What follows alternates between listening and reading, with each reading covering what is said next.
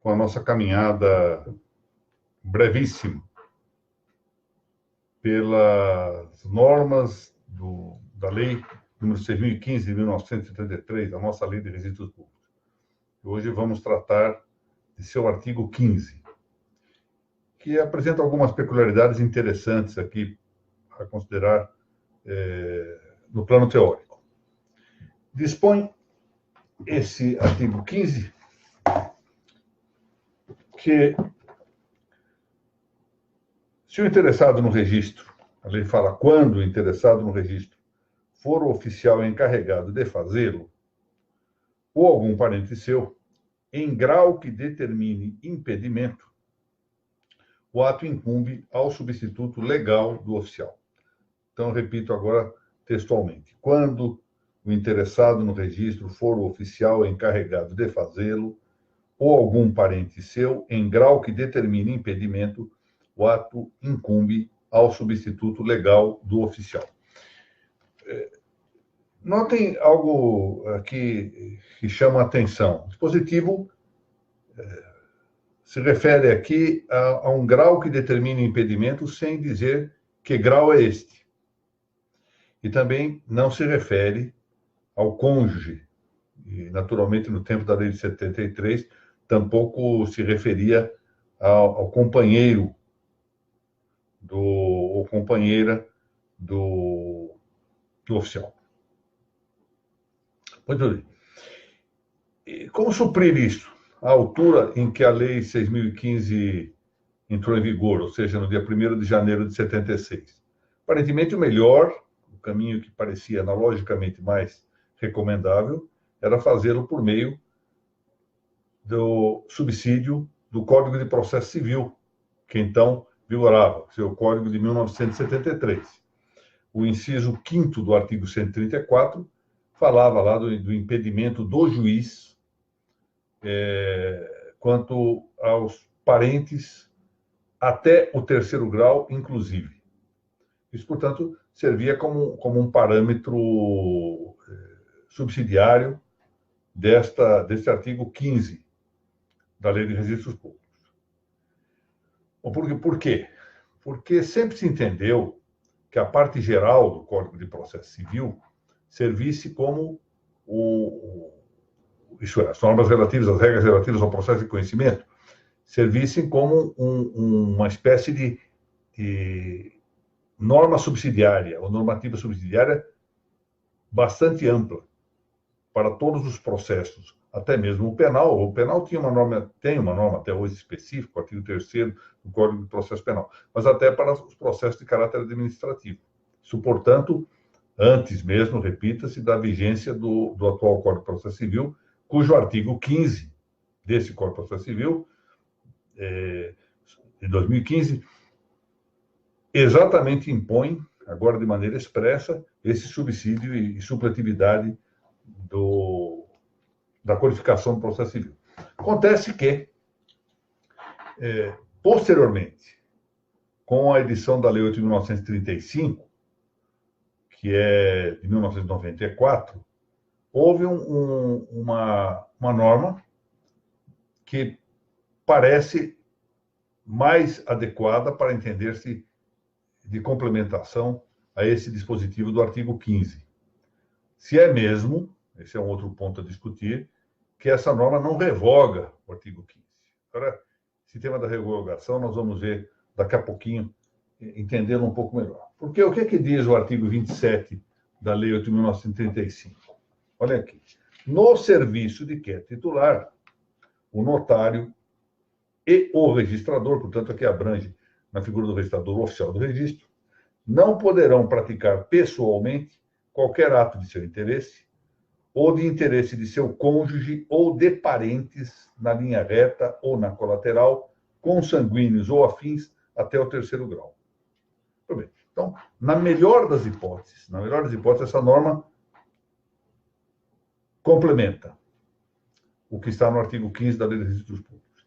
Se é que, volto aqui a tratar de um tema que a fundo é um tanto controverso, se é que essa norma não revoga o artigo 15. Porque ao fundo, o artigo 15 da Lei 6.015, porque, ao fundo, o que ela faz aqui é reiterar o que está nesse artigo 15 da Lei 6.015 e acrescentar algumas outras indicações. Então, tendo eu a entender que se trata de uma revogação.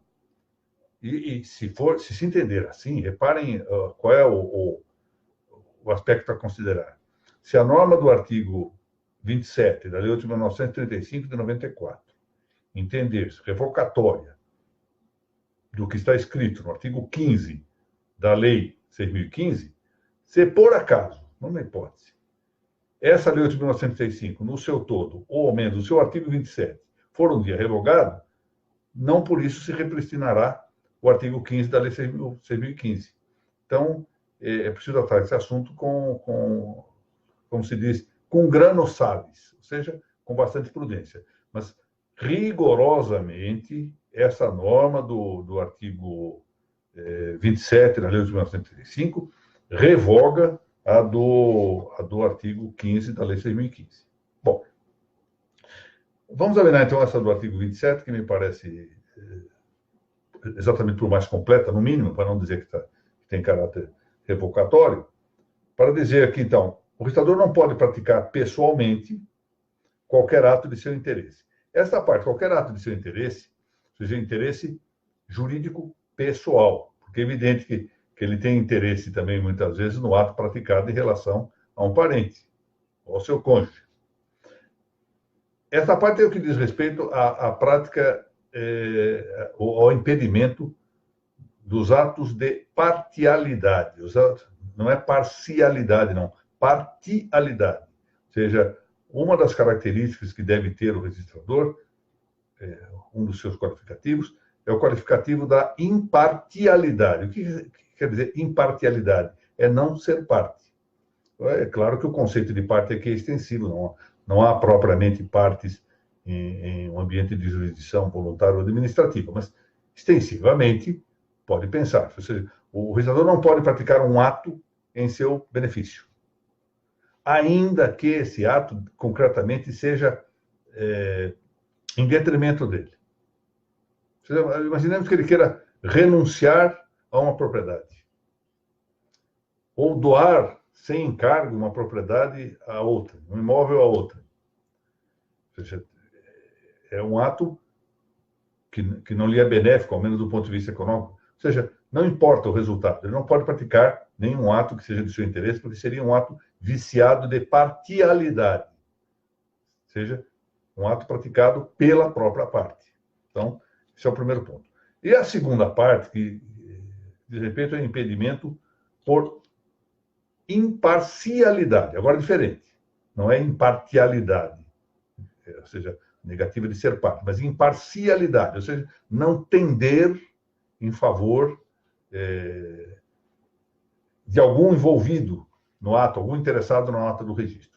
Ou seja, essa tendência não precisa ser examinada em concreto, para saber se há ou não, se está ou não presente. Isso não é um julgamento subjetivo.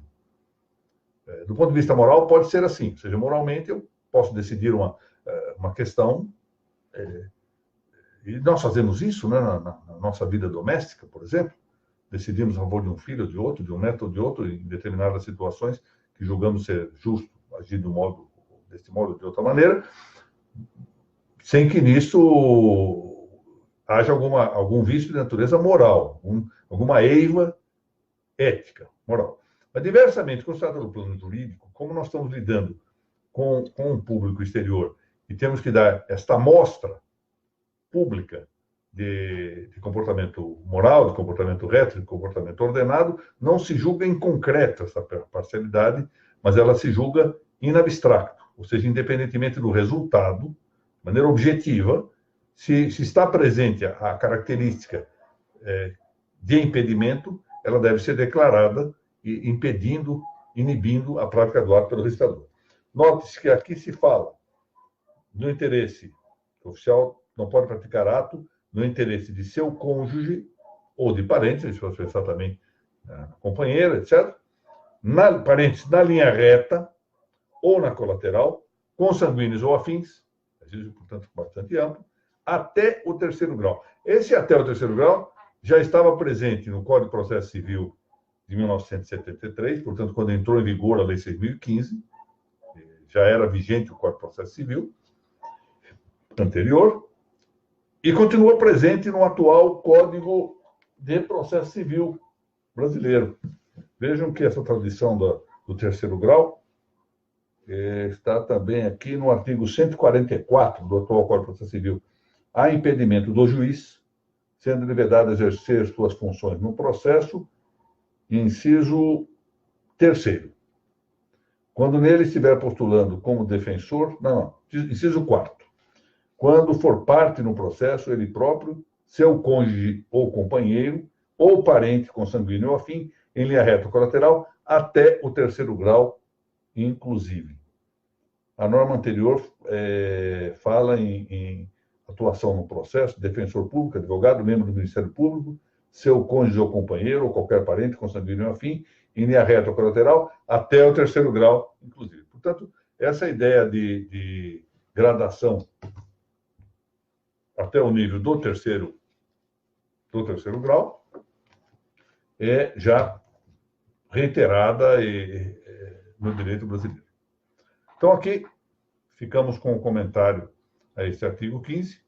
Eu não posso deixar de, ao terminar essa exposição, mais uma vez, dizer que essas pequenas aulas que têm um limite temporal, elas não podem ser muito largas, ao revés, elas têm que ser breves, elas foram inspiradas pela registradora de Trairi, doutora Thais Luciana Morcelli de Castelo Branco, que é também quem cuida depois da edição das imagens. Ela não só inspirou o projeto, cuida depois da edição disto, porque eu sou praticamente nulo nessa tarefa, e, além do mais, isso eu quero consignar, me faz interessantíssimas observações para que eu prepare aqui essas brevíssimas explanações. O objetivo desta nossa caminhada sobretudo, inspirar os novos estudantes do direito registral. Isso aqui não é matéria para os estudiosos, os doutrinadores, nada disso.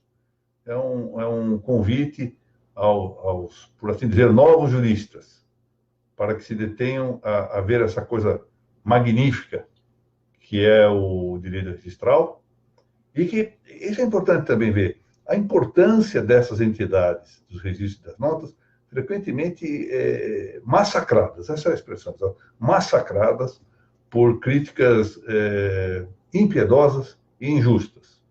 Portanto, para nós valorizarmos adequadamente os registros e as notas, essas pequenas obras, pequenas incursões,